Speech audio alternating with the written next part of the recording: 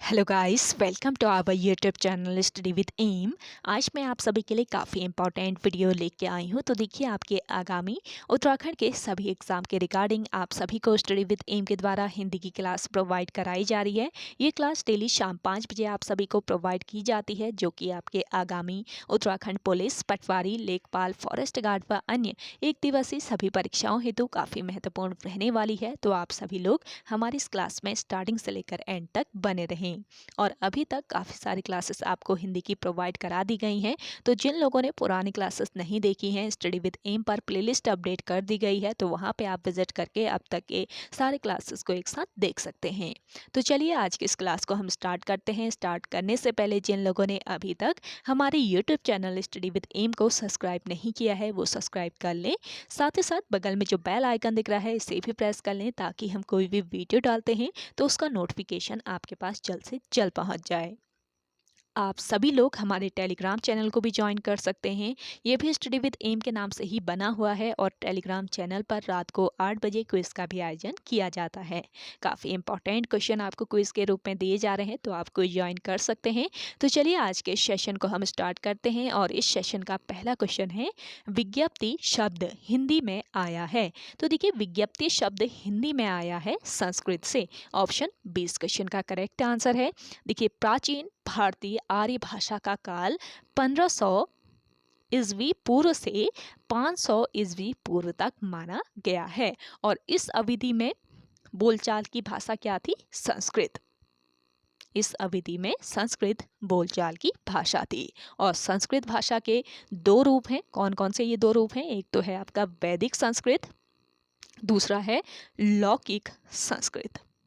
तो दो रूप हैं, वैदिक संस्कृत और लौकिक संस्कृत। संस्कृत कालीन बोलचाल की भाषा कालांतर में परिवर्तित होकर पाली के रूप में विकसित हुई और संस्कृत भाषा की अपभ्रंश कौन सी हो जाएगी? पाली। तो आपका मोस्ट इंपॉर्टेंट ये पॉइंट है, आपसे पूछा जाए संस्कृत भाषा की अपभ्रंश है तो आपको वहाँ पे पाली करेक्ट करना है। अगला क्वेश्चन देखेंगे, निम्न में से ऊष्म व्यंजन है। तो देखिए, इनमें से ऊष्म व्यंजन बताने हैं। ऊष्म व्यंजन क्या होते हैं? नाम से ही पता चल रहा है, जिन व्यंजनों के उच्चारण में एक प्रकार की ऊष्मा या गर्माहट पैदा होती है, तो ऐसे व्यंजन ऊष्म व्यंजन कहलाते हैं। तो ऊष्म व्यंजन हो जाएंगे यहाँ पे आपके श, श, श और ह, यानी कि ऑप्शन बी यहाँ पे आपका बिल्कुल राइट आंसर है। और ऊष्म व्यंजन को ही संघर्षी व्यंजन भी कहा जाता है। तो आपसे ऊष्म या संघर्षी व्यंजन पूछे जाए तो आपको याद रखना है श, श, श और ह। अगला क्वेश्चन देखेंगे, कादम्बरी किसकी रचना है?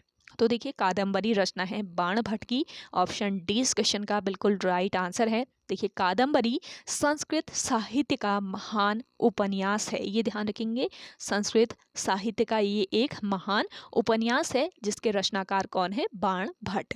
अगला क्वेश्चन देखेंगे, चपला शब्द का पर्यायवाची है। तो चपला शब्द का पर्यायवाची क्या हो जाएगा इसमें से? बिजली। ऑप्शन डी इस क्वेश्चन का राइट आंसर है। अगला क्वेश्चन देखेंगे, रसोई घर शब्द में कौन सा समास है? तो देखिए, सिलेबस में आपके समास नहीं है, एक आध ही क्वेश्चन इसमें ऐड हुए हैं, तो इसका राइट आंसर बता देती हूँ मैं। राइट आंसर हो जाएगा तत्पुरुष समास। अगला देखेंगे, देवालय शब्द में कौन सी संधि है? तो देवालय जो शब्द है इसमें आपकी हो जाएगी कौन सी संधि? दीर्घ संधि। ऑप्शन ए इस क्वेश्चन का राइट आंसर है।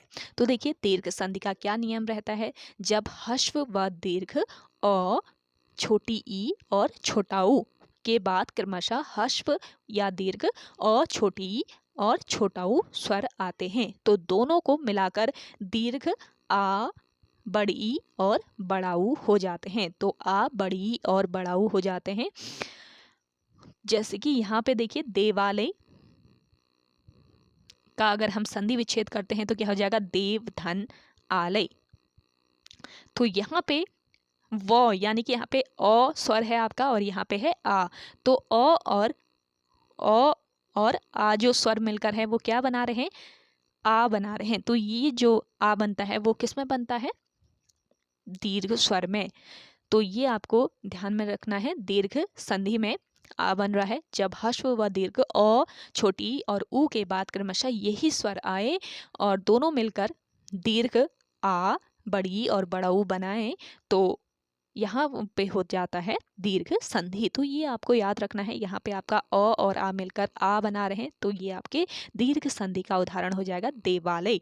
अगला क्वेश्चन देखेंगे, नमक कहानी की लेखिका कौन है? तो देखिए नमक कहानी की लेखिका है रजिया सज्जाद जहीर। ऑप्शन डी इस क्वेश्चन का राइट आंसर है। देखिए नमक कहानी रजिया सज्जाद जहीर द्वारा रचित एक उत्कृष्ट कहानी है और यह कहानी भारत पाक विभाजन के बाद सरहद के दोनों तरफ के विस्थापित लोगों के दिलों को टटोलती मार्मिक कहानी है। तो ये आपको याद रखना है, जब भारत पाक विभाजन हुआ था, भारत और पाकिस्तान का विभाजन हुआ था, तो उसके बाद सरहद के दोनों तरफ लोग क्या हो गए थे? विस्थापित, यानी कि लोग बढ़ गए थे। यहाँ के लोग हिंदू हमारे कुछ पाकिस्तान में चले गए थे और पाकिस्तान के जो पाकिस्तानी हैं वो यहाँ इन हिंदुस्तान में आ गए थे। तो वहाँ पे जब विस्थापित हुआ था तो लोगों को टटोलती ये एक मार्मिक कहानी है उस दौरान की। तो ये कहानी में इसको मेंशन किया गया है रजिया सज्जाद जहीर ने।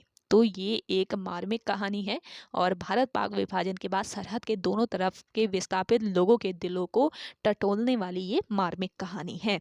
अगला क्वेश्चन देखेंगे, भावुक शब्द का संधि विच्छेद है। तो भावुक शब्द का संधि विच्छेद क्या हो जाएगा? भव धन उक हो जाएगा। और किस संधि का उदाहरण है पूछा जाए तो आपको याद रखना है ये है अयादि संधि का उदाहरण। और आपसे अयादि संधि का ये उदाहरण है। और अगर आपसे पूछा जाए कि अयादि संधि में क्या होता है तो आपको नियम भी पता रहना चाहिए ना, तो किससे क्या बनता है तभी आप करेक्ट कर पाएंगे। तो देखिए अयादि संधि का नियम याद रखें, यदि ए आई और ओ, यदि ए आई ओ स्वरों के बाद कोई भिन्न स्वर आए तो ए का क्या हो जाता है? ए का तो हो जाता है आई, ए का आई हो जाता है, यहाँ पे औ भी आएगा आपका। यदि ए आई ओ औ के बाद कोई भिन्न स्वर आए तो ए का हो जाता है आई, ये का हो जाता है, सॉरी आई का हो जाता है क्या? आई का हो जाता है आई, ओ का औ हो जाता है। तो ये ध्यान रखेंगे, ओ का क्या हो जाता है? औ हो जाता है और औ का आव हो जाता है। तो ये नियम रहता है अयादि संधि का, यदि ए आई ओ औ स्वरों के बाद कोई भिन्न स्वर आए तो ए का तो आई हो जाता है और आई का आई हो जाता है, ओ का औ हो जाता है और औ का आव हो जाता है। तो वहाँ पे होती है आपकी अयादि संधि। अब यहाँ पे देखिए भव धन उक, यानी कि यहाँ पे औ है, यहाँ पे कौन सा स्वर है? औ स्वर है और यहाँ पे छोटा ऊ है आपका। तो यहाँ पे ए आई ओ औ के अलावा भिन्न स्वर आ रहा है छोटा ऊ, तो क्या मिलकर क्या बन रहा है? आओ बन जा रहा है। तो यहाँ पे क्या हो जा रहा है? भावुक हो जा रहा है आपका। ये किस संधि का? ये अयादि संधि का उदाहरण हो जाएगा आपका, ये आपको याद रखना है। अगला देखेंगे, राजेश जोशी द्वारा रचित कविता बच्चे कहाँ पर जा रहे हैं समाज में किस समस्या को दर्शाती है? तो देखिए राजेश जोशी द्वारा रचित ये कविता है बच्चे काम पर जा रहे हैं और ये समाज की किस समस्या को दर्शाती है? बाल श्रम को ये दर्शाती है। ऑप्शन सी यहाँ पे आपका राइट आंसर है। अगला क्वेश्चन देखेंगे, सूत्रधार शब्द का अर्थ है। सूत्रधार शब्द का क्या अर्थ होता है? जिसके हाथ में संचालन की बागडोर हो। तो इसका अर्थ, सूत्रधार शब्द का ये अर्थ होता है, इसको कहा जाता है सूत्रधार। जिसके हाथ में संचालन की बागडोर हो इसको कहा जाता है क्या? सूत्रधार।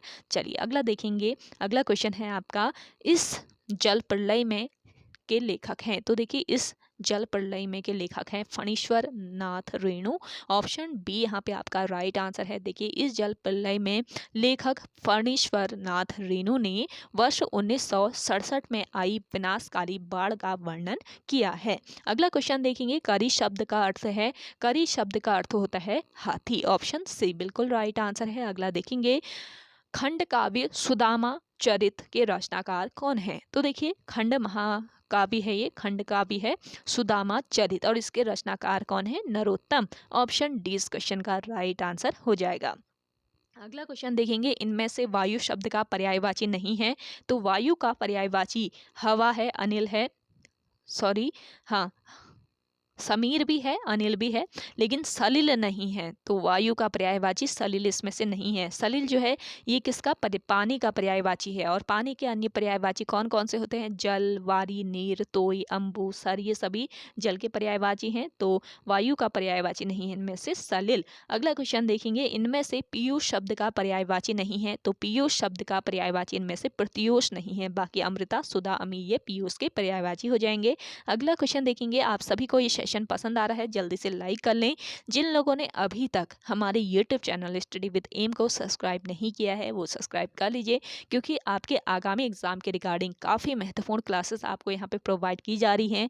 और हिंदी की स्पेशली क्लास आपको शाम 5 बजे दी जा रही है। प्रैक्टिस सेट आपको प्रोवाइड किए जा रहे हैं, साथ ही साथ प्रीवियस ईयर क्वेश्चन पेपर भी आपको सॉल्व कराए जा रहे हैं। करंट अफेयर आपको दी जा रही है, साथ ही साथ आप सभी लोगों को क्विज के रूम में 50 क्वेश्चन डेली सुबह दिए जा रहे हैं। तो आप सभी लोग सब्सक्राइब कर लीजिए स्टडी विद एम को और इन क्लासेस को ज्वाइन जरूर कर लीजिए, क्योंकि काफ़ी महत्वपूर्ण ये क्लासेस हैं। और साथ ही साथ शेयर जरूर कीजिएगा आप सभी लोग इस सेशन को। चलिए अगला देखेंगे, क वर्ग है।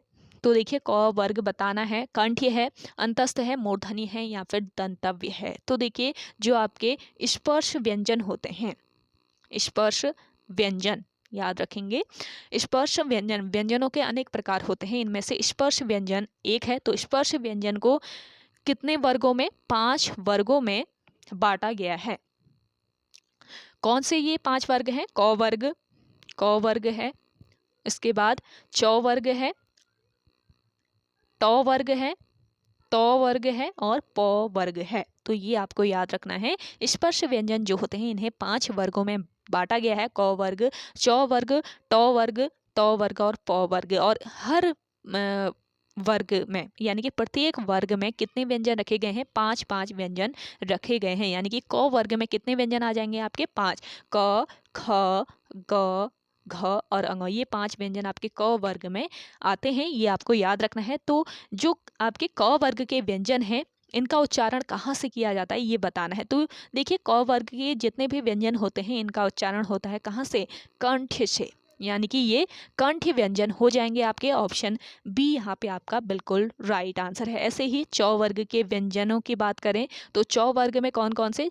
च, छ, ज, झ, य, ये आपके च वर्ग के व्यंजन हो गए। तो च वर्ग जो है आपके जितने भी व्यंजन आते हैं च वर्ग में, इन सभी व्यंजनों का उच्चारण कहाँ से होता है? तालु से होता है। यानी कि ये व्यंजन आपके क्या हो जाएंगे? तालव्य व्यंजन हो जाएंगे।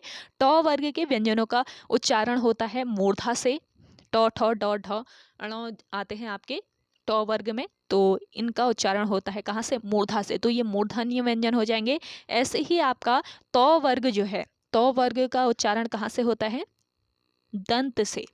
ये दंत्य व्यंजन हो जाएंगे, दंतव्य व्यंजन हो जाएंगे या दंत व्यंजन हो जाएंगे। और प वर्ग में जितने भी व्यंजन होते हैं इनका उच्चारण होता है ओष्ठ से। तो ये ओष्ठ व्यंजन हो जाएंगे। तो आपको याद रखना है कंठ्य, मूर्धन्य, ओष्ठ्य और तालव्य कौन कौन से व्यंजन होते हैं, कौन कौन से वर्ग के व्यंजन किस श्रेणी में आते हैं, आपको पता रहना है। आप यहाँ पे क वर्ग का आपका पूछा गया है तो आपको याद रखना है कंठ्य। क वर्ग का उच्चारण कंठ्य से, च वर्ग का तालु से यानी कि ये तालव्य व्यंजन हो जाएंगे, ट वर्ग का मूर्धा से तो मूर्धन्य हो गए, त वर्ग का दंत से तो दंतव्य हो गए और प वर्ग का ओष्ठ से तो ये ओष्ठी व्यंजन हो जाएंगे। तो मोस्ट इंपॉर्टेंट ये क्वेश्चन है, इसको ध्यान जरूर रखें। अगला देखेंगे, पेट में दाढ़ी होना का अभिप्राय है। देखिए पेट में दाढ़ी होना, इसका अभिप्राय क्या होता है? छोटी उम्र में ही बुद्धिमान होना। ऑप्शन ए इस क्वेश्चन का बिल्कुल राइट आंसर है। अगला देखेंगे, वाक्य में किसी शब्द का दूसरे शब्द से संबंध बताने वाले चिन्ह कहलाते हैं। तो देखिए वाक्य में किसी शब्द का दूसरे शब्द से संबंध बताने वाले चिन्ह क्या कहलाते हैं? ये चिन्ह कहलाते हैं कारक। ऑप्शन ए यहाँ पे आपका राइट आंसर हो जाएगा। और क्रिया के साथ ध्यान दीजिएगा, क्रिया के साथ सीधा संबंध रखने वालों को क्या कहा जाता है? कारक कहा जाता है। क्रिया के साथ सीधा संबंध रखने वाले को कारक कहा जाता है। यानी कि संज्ञा व सर्वनाम वाक्यों का क्रिया से संबंध कारक कहलाता है। और हिंदी में कारक चिन्हों की संख्या कितनी होती है? 8 होती है, जिन्हें परसर्ग भी कहा जाता है। इन कारक चिन्हों को परसर्ग भी कहा जाता है। ये भी आपका इंपॉर्टेंट पॉइंट है। और कौन कौन से कारक होते हैं हिंदी में आपको पता ही होगा। कर्ता कारक, जिनको नहीं पता है मैं बता देती हूँ। कर्ता कारक, कर्म कारक, करण कारक, संप्रदान कारक, ऐसे ही आपका अपादान कारक, अपादान, संबंध कारक, अधिकरण कारक, अधिकरण कारक और लास्ट होता है आपका संबोधन कारक। तो 8 कारक होते हैं जिन्हें परसर्ग भी कहा जाता है। और कारक चिन्ह आप सभी लोग जरूर पढ़ लीजिएगा, किस कारक में कौन सा चिन्ह आता है। तो कारक चिन्हों से अक्सर क्वेश्चन पूछा जाता है। आपको मैं हमेशा बताती हूँ, जितने भी कारक वाले क्वेश्चन आए हैं अभी तक, तो जितने भी चिन्ह प्रयोग किए जाते हैं कारकों में, वो मैंने आपको बता दिए हैं। तो आप इन्हें पढ़ लीजिएगा, पुरानी क्लासेस देख लीजिएगा हिंदी की। तो कारक चिन्ह में किस कारक में कौन सा चिन्ह आता है, ये भी आपका इंपॉर्टेंट है। चलिए अगला क्वेश्चन देखेंगे। अगला है आपका बाद, पहले, आगे, पीछे, पश्चात आदि शब्द संबोधक अव्ययी के कौन से भेद के अंतर्गत आते हैं? मोस्ट इंपॉर्टेंट है। तो देखिए, बाद, पहले, आगे, पीछे, पश्चात आदि शब्द संबोधक अव्ययी के कौन से भेद के अंतर्गत आते हैं? यहाँ पे आपका राइट आंसर क्या हो जाएगा? जिन लोगों को आंसर आ रहा है आप कमेंट करके बताइएगा। तो देखिए, संबंध बोधक अव्यय की सबसे पहले हम बात करते हैं कि संबंध बोधक अव्यय क्या होते हैं। ऐसे अविकारी शब्द जो संज्ञा सर्वनाम का संबंध वाक्य के अन्य शब्दों से प्रकट करते हैं। ऐसे अविकारी शब्द जो संज्ञा सर्वनाम का संबंध वाक्य के अन्य शब्दों से प्रकट करते हैं, इनको क्या कहा जाता है? इन्हें कहा जाता है संबंध बोधक अव्यय। और अर्थ के आधार पर संबंध बोधक अव्यय कितने प्रकार के होते हैं? 14 प्रकार के होते हैं। कौन कौन से संबंध बोधक अव्यय कौन कौन से होते हैं? दिशावाचक, स्थानवाचक, कालवाचक, संग्रहवाचक, ऐसे ही 14 होते हैं। तो यहाँ पे कौन सा वाचक हो जाएगा? बाद, पहले, आगे, पीछे, पश्चात आदि शब्द संबंध बोधक अव्यय के कौन से भेद के अंतर्गत आएंगे, तो ये बताना है। तो यहाँ पे आपका राइट आंसर हो जाएगा कौन सा? स्थानवाचक।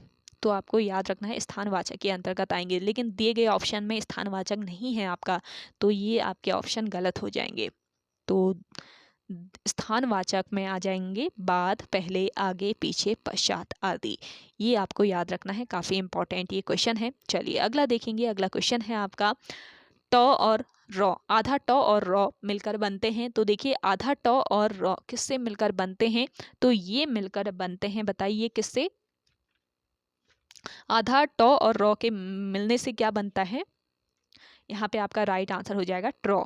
ऑप्शन ए बिल्कुल करेक्ट आंसर है। तो ओके गाइज, आज के सेशन में इतना ही। आई होप आप सभी को आज का ये सेशन काफ़ी पसंद आया होगा। अगर आप सभी को आज का ये सेशन पसंद आता है तो इस सेशन को लाइक कीजिए, शेयर कीजिए। जिन लोगों ने अभी भी हमारी YouTube channel study with M को सब्सक्राइब नहीं किया है वो सब्सक्राइब कर लीजिए।